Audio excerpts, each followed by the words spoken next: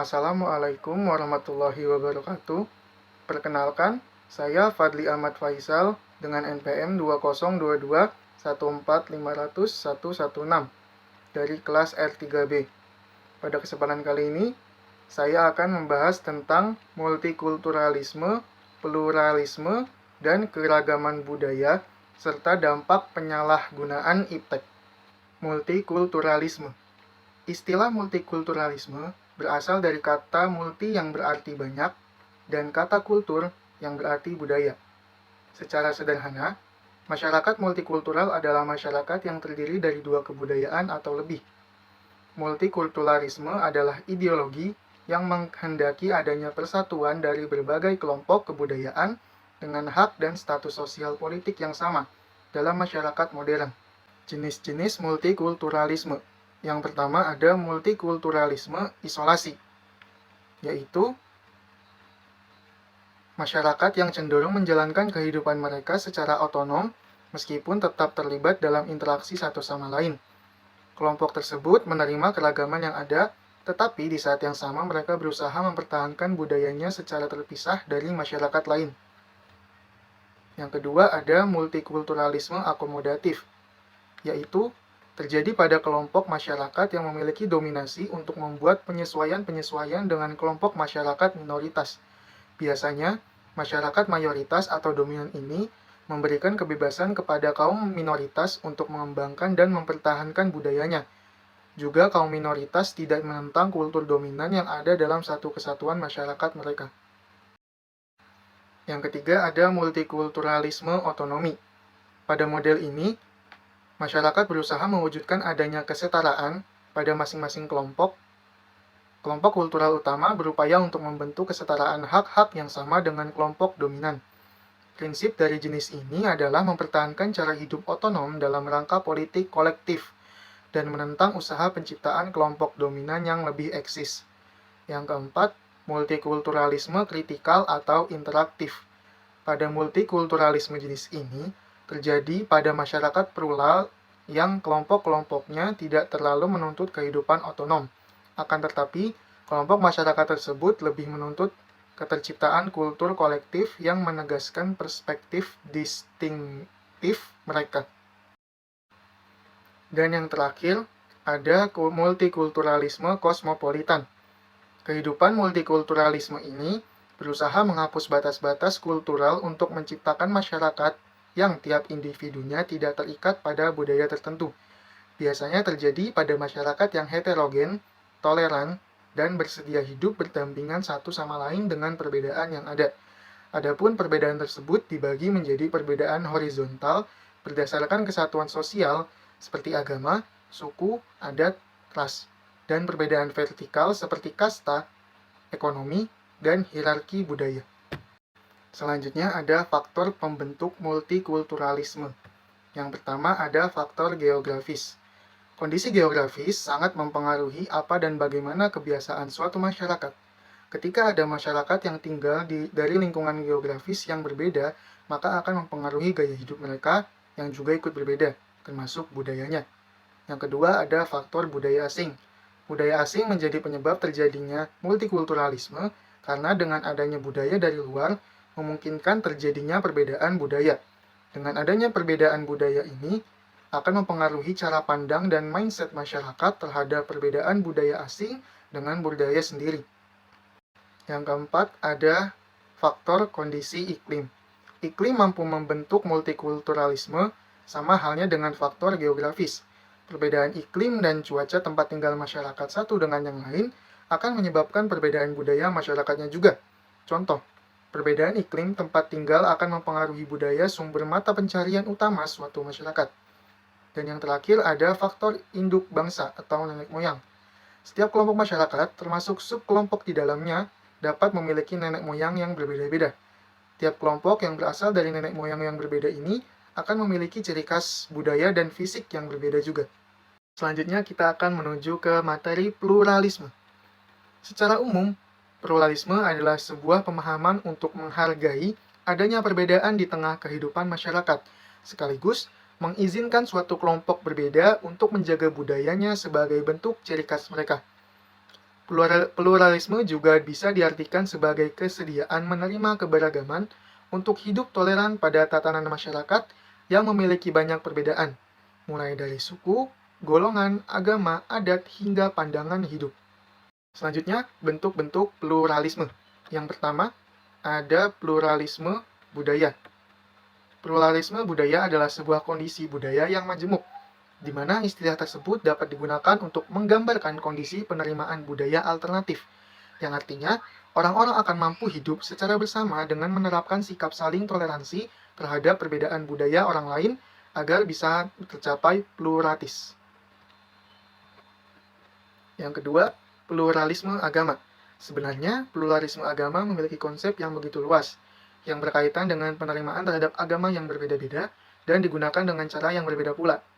Pluralisme agama juga bisa meningkatkan jika semua keyakinan itu sama, karena kebenaran dalam setiap agama adalah relatif.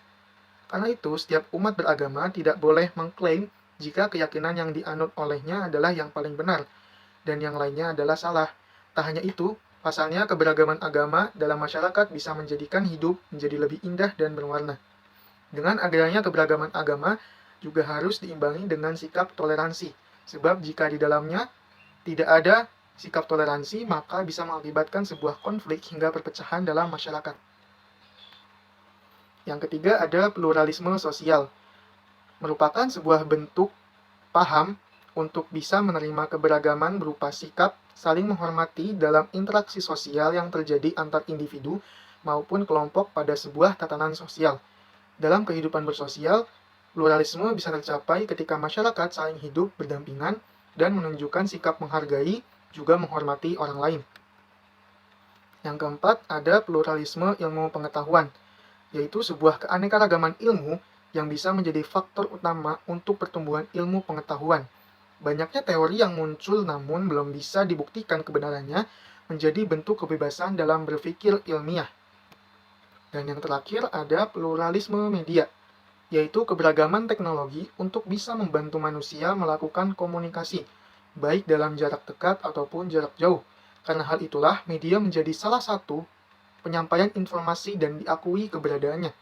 Selain itu pula, banyak media yang bisa digunakan untuk menyampaikan suatu pendapat. Materi selanjutnya yaitu keberagaman budaya. Keragaman budaya diartikan sebagai kondisi masyarakat yang ada dari berbagai macam suku bangsa, budaya, dan bahasa yang memberikan banyak manfaat bagi bangsanya.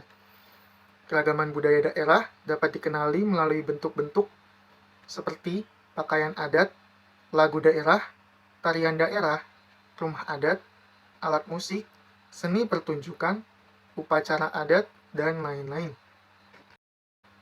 Peran dan fungsi keberagaman budaya. 1. Sebagai daya tarik bangsa asing. Indonesia adalah salah satu tujuan wisata dari berbagai negara.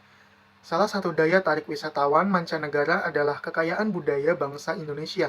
Contohnya kebudayaan yang masih berkembang di daerah Yogyakarta, seperti tempat-tempat sejarah, tarian tradisional, dan masih banyak lainnya, yang menjadi salah satu daya tarik wisatawan yang berkunjung ke Yogyakarta. Yang kedua, mengembangkan kebudayaan nasional. Kebudayaan nasional adalah suatu kebudayaan yang didukung oleh sebagian besar warga suatu negara dan memiliki syarat mutlak bersifat khas dan dibanggakan, serta memberikan identitas terhadap warganya. Budaya nasional yaitu budaya yang dihasilkan oleh masyarakat bangsa tersebut sejak zaman dahulu hingga kini sebagai suatu karya yang dibanggakan, memiliki kekhasan, dan memberi identitas warga, serta menciptakan suatu jati diri bangsa yang kuat. Selanjutnya, menumbuhkan sikap toleransi. Kekayaan budaya bangsa Indonesia merupakan tantangan untuk bersikap toleran. Keragaman budaya yang dimiliki bangsa Indonesia semakin menambah kesadaran masyarakat bahwa pada hakikatnya manusia memiliki perbedaan. Karena itu, perbedaan budaya adalah hal yang biasa, tidak perlu dipertentangkan. Setiap budaya ingin dikembangkan dan perlu sikap saling mendukung serta kebersamaan dalam upaya mengembangkan budaya. Yang keempat, saling melengkapi hasil budaya. Kebudayaan sebagai hasil pemikiran dan kreasi manusia tidaklah sempurna. Keberagaman budaya di Indonesia justru memberikan kesempatan untuk saling mengisi. Sebagai contoh, masyarakat Indonesia di berbagai daerah memiliki berbagai corak seni beragam, lukisan, kain tenun, dan sebagainya. Dan yang terakhir, mendorong inovasi kebudayaan, yang merupakan pembaharuan kebudayaan untuk menjadi lebih baik. Bentuk inovasi kebudayaan dapat terjadi karena akulturasi dan asimilasi. Misalnya saja Masjid Kudus yang menjadi salah satu bentuk akulturasi budaya. Faktor-faktor keberagaman budaya di Indonesia. 1. Letak yang strategis. Indonesia merupakan negara kepulauan yang diapit oleh 2 samudra dan 2 benua, yaitu Samudra Pasifik dengan Samudra Hindia dan benua Asia dengan benua Australia. Hal inilah yang membuat letak Indonesia menjadi sangat strategis, sehingga seringkali digunakan sebagai jalur perdagangan negara asing. Yang kedua, kondisi alam. Indonesia terdiri dari pulau-pulau yang terpisah. Setiap pulaunya tentu saja memiliki kondisi alam yang berbeda-beda, sehingga adat istiadat yang terbentuk atau diterapkan di pulau tersebut juga berbeda. Misalnya saja di Pulau Jawa, sebagian besar mata pencariannya adalah petani, sebab di daerahnya lebih subur sehingga cocok untuk dijadikan sebagai lahan pertanian. Faktor yang ketiga yaitu bentuk kepulauan. Sebagai negara yang berbentuk kepulauan, Indonesia mempunyai banyak ragam budaya, karena setiap pulaunya mempunyai banyak bahasa, adat istiadat, hingga nilai-nilai yang dianut oleh masyarakatnya masing-masing. Yang keempat, keanekaragaman ras. Indonesia sebagai negara multi-etnik tentu saja menjadi salah satu faktor penyebab munculnya keragaman budaya. Indonesia sendiri memiliki 4 macam ras, yang diantaranya yaitu yang pertama, Melayu Mongoloid, yang berasal dari Pulau Sumatera, Jawa, Bali, NTB, Kalimantan, dan Sulawesi. Yang kedua, Melanesoid, yaitu ras yang terdapat di Pulau Papua, Maluku, dan NTT. Yang ketiga, Asiatic Mongoloid, yaitu ras yang merupakan keturunan dari orang-orang Tionghoa, Jepang, Korea, dan Asia Barat. Dan yang terakhir, ada Kaukasoid, yaitu merupakan keturunan dari orang India, Timur Tengah, Australia, Eropa, dan Amerika. Dan yang terakhir ada agama. Di Indonesia secara umum ada 6 agama yang telah diakui, yaitu agama Islam, Kristen, Katolik, Hindu, Buddha, dan Konghucu. Keberagaman budaya ini bisa tercermin dari perbedaan agama yang dianut oleh masyarakat Indonesia. Setiap agama tentu mempunyai aturan dan tata nilai masing-masing yang frekuensinya tercermin dalam perilaku sehari-hari para penganutnya. Yang perilaku yang dipelajari dari agama ini pun menciptakan budaya-budaya yang baru. Dan yang terakhir, saya akan membahas tentang dampak penyalahgunaan iptek. Yang pertama, homogenisasi budaya. Meskipun teknologi membawa akses yang lebih mudah terhadap berbagai budaya, ada kecenderungan terhadap homogenisasi budaya. Globalisasi digital seringkali mengarah pada penyebaran budaya populer yang lebih dominan, yang menyebabkan penurunan keragaman budaya lokal karena adanya adopsi dan penyebaran yang luas dari budaya yang lebih dominan. 2. Ketergantungan pada digitalisasi. Kemajuan teknologi memunculkan ketergantungan pada digitalisasi.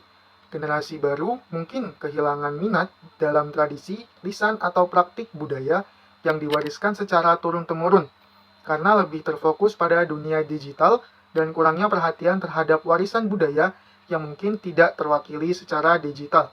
Dan yang terakhir, ada isu privasi dan kekhawatiran etika. Penggunaan teknologi seringkali memunculkan kekhawatiran tentang privasi dan etika. Dalam konteks budaya, ini bisa mengakibatkan eksploitasi atau penyalahgunaan pengetahuan dan artefak budaya yang diunggah secara digital, tanpa pertimbangan yang memadai terhadap nilai dan kearifan budaya yang terkandung di dalamnya. Mungkin cukup sekian penjelasan dari saya, kurang lebihnya mohon maaf. Wassalamualaikum warahmatullahi wabarakatuh.